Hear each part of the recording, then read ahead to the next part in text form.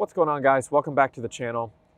I'm just sitting here contemplating life, just relaxing on the back of this all-new 2020 Subaru Ascent, thinking to myself, why? Hey, and before you click off the video, I'm not here to crap on this car. This is a great car, but they left some things out that really just make me scratch my head. Let's go ahead and get into it.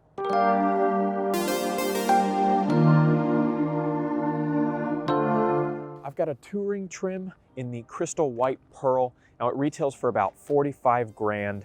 Under the hood, you've got a 2.4 liter direct injected turbocharged boxer engine. It's the same one that the Onyx Edition XT has with that high torque lineartronic CVT, the 8-speed manual mode, all that good stuff under the hood. Inside, you've got the Java brown leather interior, and it's got some really, really nice features. Some of which we didn't have in 2019, some we did.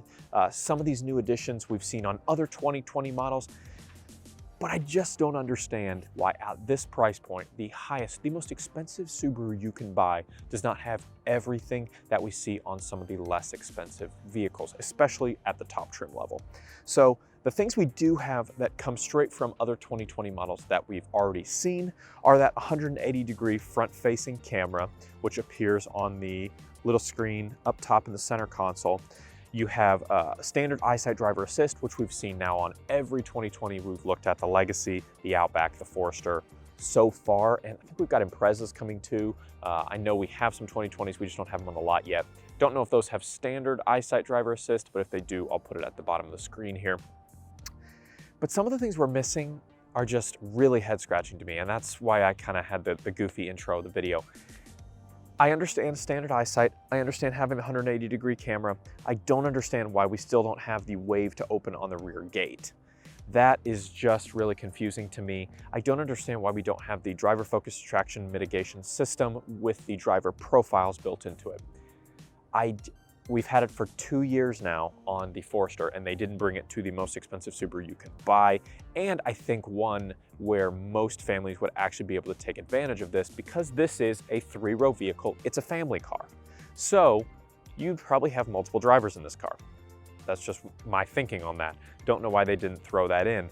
Additionally, you don't have that 11.6-inch display. Now, personally, that doesn't bother me. I'm not the biggest fan of it. If you've seen my other videos, I do have an overview of it. Check the card above, but it just has the 8-inch Starlink system, which again, just makes me scratch my head at this price point. All that being said, it does still have some really nice features. I've covered some of them here on the outside. You also have a panoramic sunroof, an actual panoramic sunroof, not the little squatty one the Forester has. This thing goes all the way back, looks really nice. You've got roof rails with the crossbars. Like I said, you've got the 180-degree front-facing camera, LED headlights, LED fog lights. You've got automatic rain-sensing windshield wipers, as well as power folding, heated side mirrors with blind spot monitoring and integrated turn signals. Keyless access with these chrome door handles. You've got 20-inch wheels here with 20-inch rims, kind of a two-tone machine finish that we're used to seeing on Subarus. You also have rear door retractable sunshades with tinted rear glass. So again, that eyesight driver assist system that I mentioned, it's standard. You have automatic emergency braking, lane departure warning, adaptive cruise control with lane keep assist, reverse automatic braking, blind spot detection with rear cross traffic alert, and you have that standard rear vision camera with those adaptive guidelines. So the full suite of Subaru safety features standard on this bad boy. But again, that's standard on the Crosstreks. That's standard on the Legacies, which are in some cases cheaper than the Crosstreks. You don't see a stair-step effect on these Subarus where the cheapest cars get the worst features, the most expensive cars get the best features. Is that pro-consumer? Yeah, I think it is. And I like that because that's what I would want. But if you're gonna do that, don't give those base models or those base price limits features that the most expensive ones don't have. That's what I don't like. All right, like I mentioned up front, you do have that rear vision camera with the adaptive lines to show you how close you are to an obstacle. You've got this plastic rear splash guard with these parking sensors that help with the adaptive lines that I just talked about. You also have dual chrome exhaust tips, rear windshield wiper, just standard halogen taillights, not LED taillights. In this case, you got your touring badge, your symmetrical all-wheel drive badge, all the stuff we're used to seeing.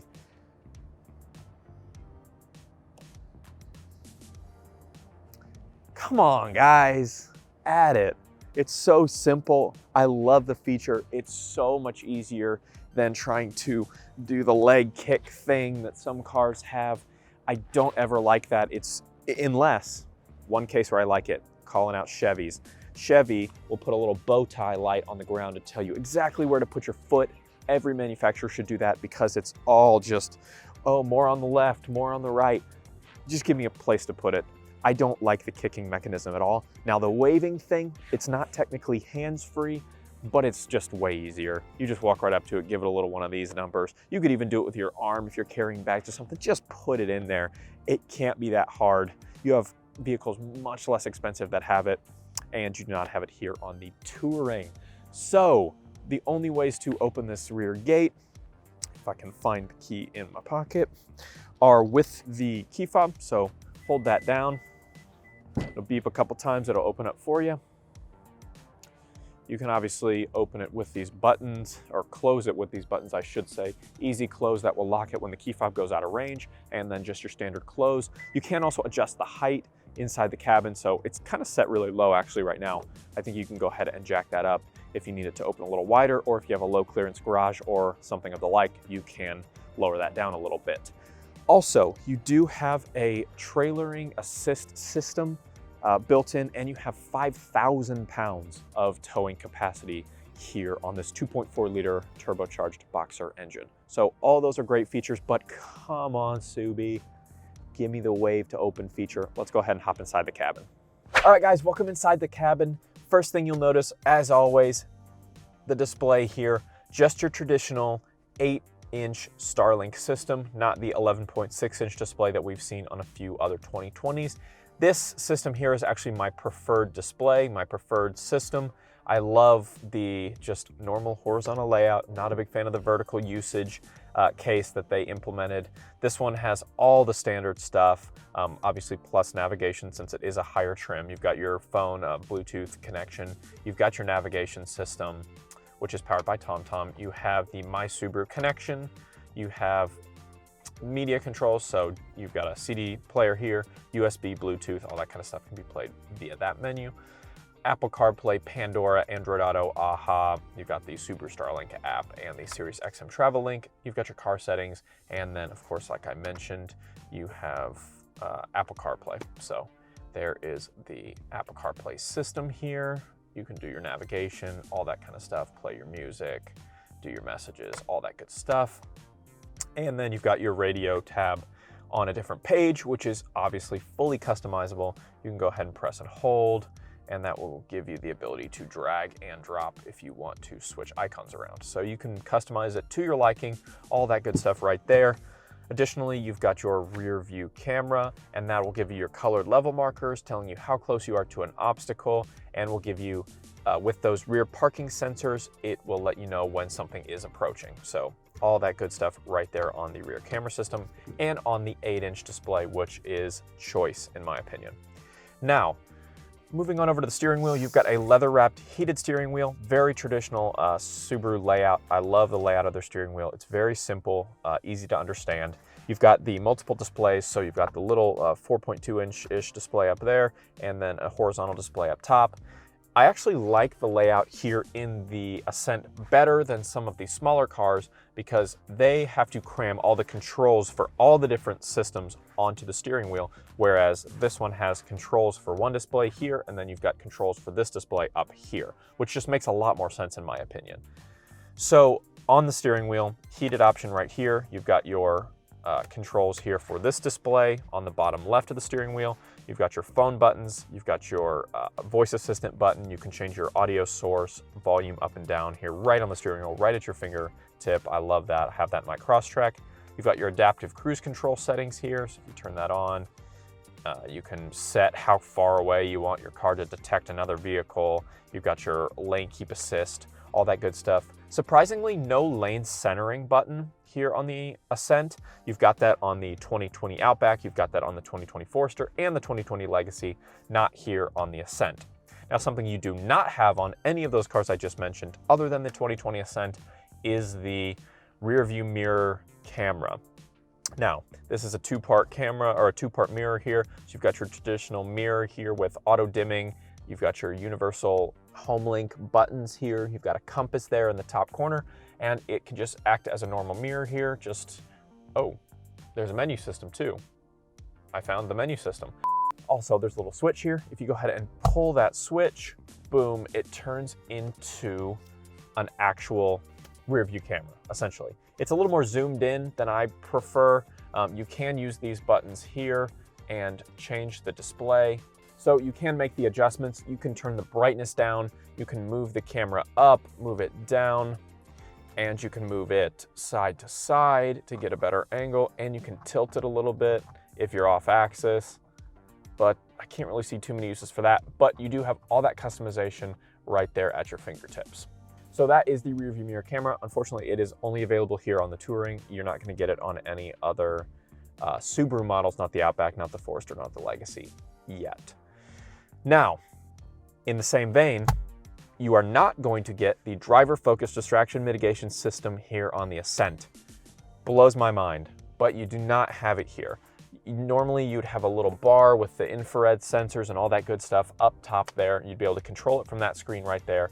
But as you can see, you get the 180-degree view camera, which is awesome, love that, but no mention of it even.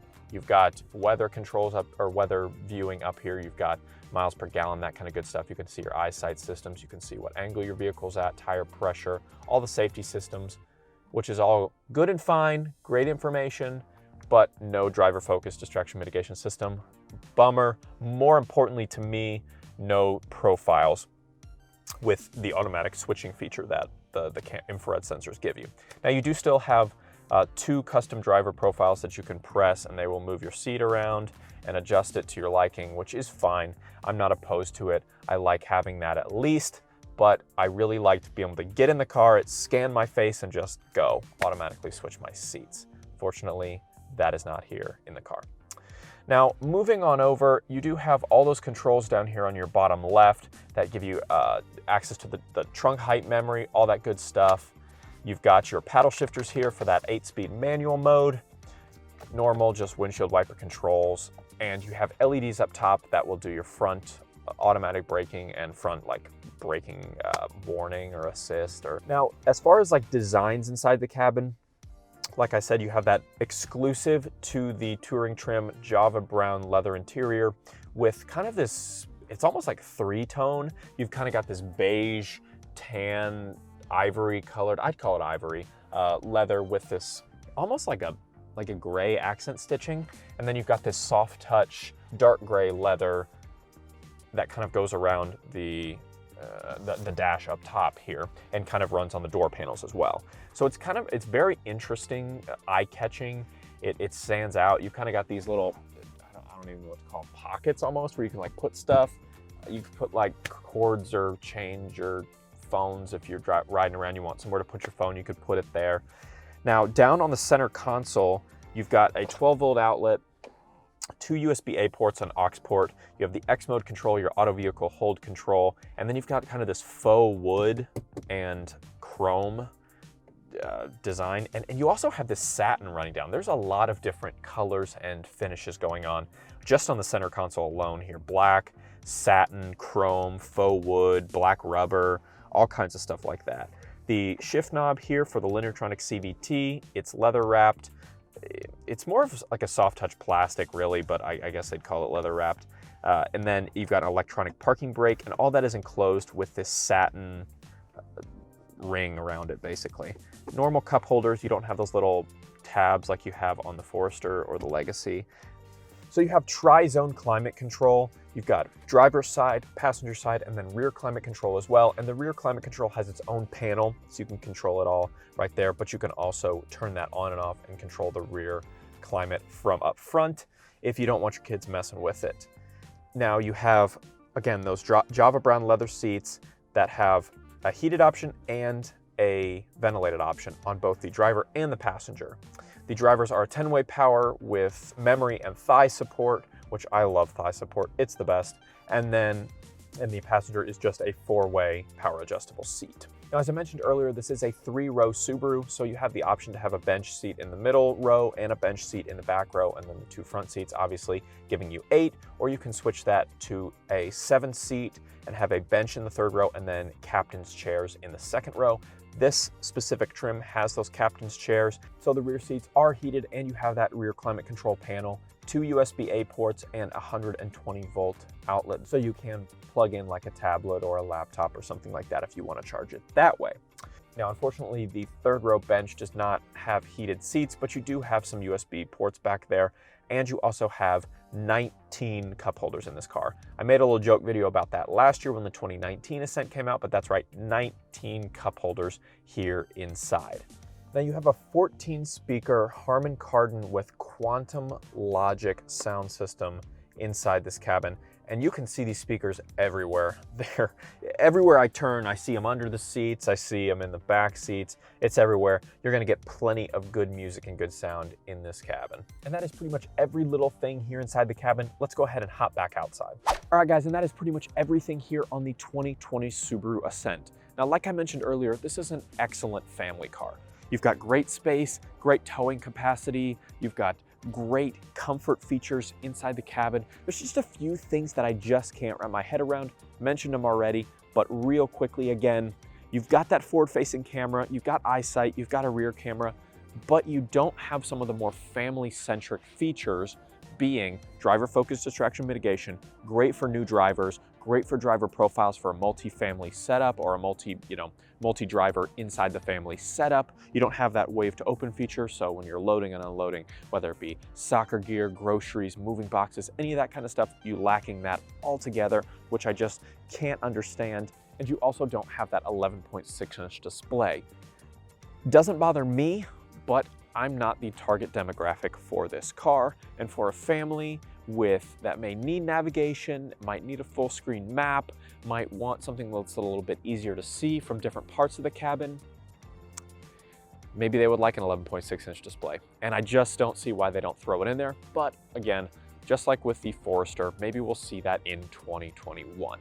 So that's everything, guys. Drop a like on the video if you loved it. Tell me in the comments down below, what do you think about the features they excluded? Do you think at this price point should have every bell and whistle, or are you okay with the feature set that they provided? And don't forget to hit subscribe to see more content on the 2020 Subaru Ascent and all other Subaru vehicles, and we'll see you in the next one.